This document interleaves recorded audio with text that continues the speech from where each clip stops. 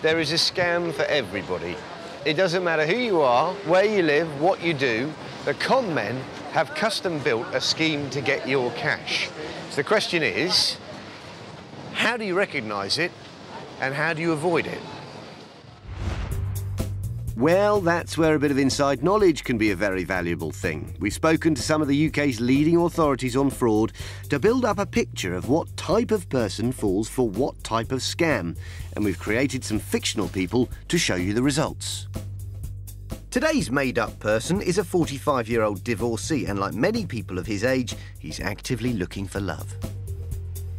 They're people that are not disliked, but they don't have large networks of friendships either.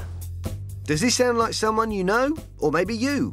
If so, keep listening, because our divorcee is a prime target for a dating scam.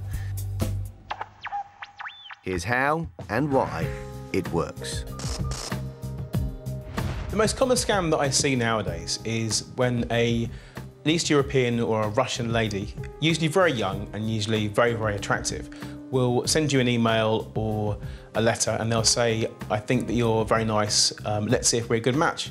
It might be like starting off with a pen pal, but it might be saying, I really want to get to know people in the UK, and that's why I've sent some my letters to you. And then the letter writing goes back and forth. They will send them photographs of models that they've stolen, of very attractive women, and the male that's a victim of it is someone who hasn't had that kind of attention from a very attractive female before. But it's no coincidence that our divorcee is suddenly getting this attention. You can actually buy databases of people at the electoral roll and see who's single and who's married. So a quick search on the internet can reveal so much more about you than you probably realise.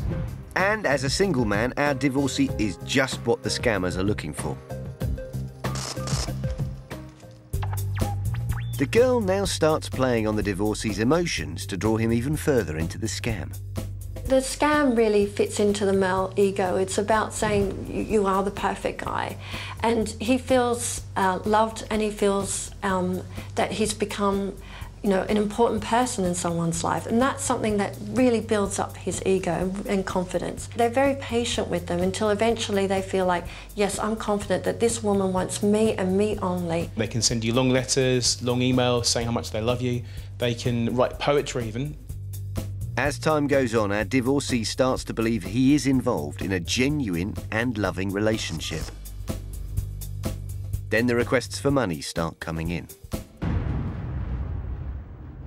They will eventually say to you, I want to come and meet you. And they will say, but the problem is I haven't got enough money to pay for my plane ticket, or I need to get a passport sorted out. It's always asking for money. And it will start off with a small amount of money. They'll ask for perhaps £100, £200, and the more money you send them, the quicker they'll ask for more money, and it'll get larger and larger and larger. The scammers will even use our divorcee's failed marriage as a way to try and get his cash. They will claim to have some very interesting information on your ex-partner. They won't name them by names necessarily, but often they do. And they will say that if you send me X amount of money, I will tell you this big secret that you need to know. It could be life-changing. It's a ruthless tactic, and once the scammers have their cash, they'll either disappear or, crueler still, they may email our divorcee and tell him the girl he's fallen in love with has died in an accident. People don't always know, even at the end of it, that they've been scammed. They believe that the person's dead anyway, or they just don't hear anything more from them. So how has our divorcee been drawn into this vicious scam? He's responded to an unsolicited email. He's believed he was involved in a genuine relationship, and he sent money to a girl he's never met. They may not report it because they may not know that they've been scammed. But secondly, they may not report it because they're really embarrassed and ashamed about what's happened, and they don't want to actually talk about it. So how do you spot the warning signs of a dating scam? The first thing of all is to look for unsolicited email. If someone sends you an email completely out of the blue or a letter through the post, ask yourself, where did they get my information from?